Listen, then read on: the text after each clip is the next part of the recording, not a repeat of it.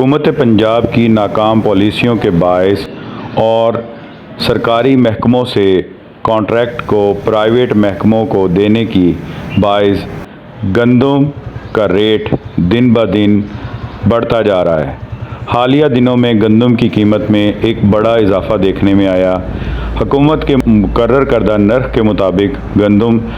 فی من 3800 روپیہ 3800 روپیہ مقرر ہے، مگر گندم کی مارکیٹ ویلیو اس ٹائم 5500 روپے سے 5800 روپے فی من تک فروخت ہو رہی ہے۔ حتیٰ کہ سرکاری ریٹ کے مطابق مقرر کی گئی آٹے کی قیمتیں جو کہ پچھلے کچھ ماہ پہلے صرف 10 کلو کا تھیلا 850 روپے کا تھا، اب وہ اس کے پرائز بھی 1100 روپے 10 کلو تک پہنچ چکے ہیں۔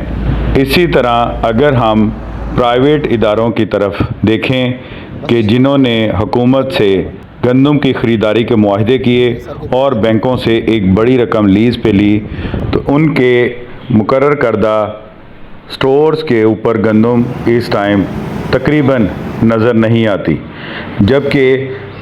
اس کے ساتھ اگر ہم رخ کریں پرائیویٹ سیکٹر کی طرف اور فلور ملوں کی طرف، سیڈ کمپنیوں کی طرف، تو وہاں پر گندم کے ذخائر جو ہے نظر آتے ہیں۔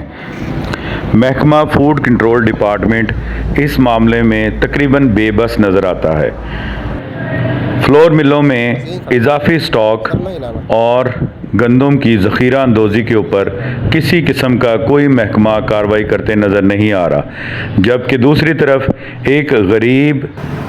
نان بائی اور ہوٹل والا اگر روٹی کا مقرر کردہ نرخ جو ہے اس کو تھوڑا سا مہنگا داموں فروخت کر دیتا ہے تو اس کو نہ صرف بھاری جرمانے کی جاتے ہیں بلکہ اس کے اوپر FIR کا اندراج کر کے اس کو گرفتار بھی کیا جاتا ہے۔ LPG، لکڑی اور آٹے کی ریٹ کے اوپر حکومتی ادارے اور حکومتی مشینری کی خاموشی غریب عوام کے لیے مزید اذیت کا سبب بن رہی ہے۔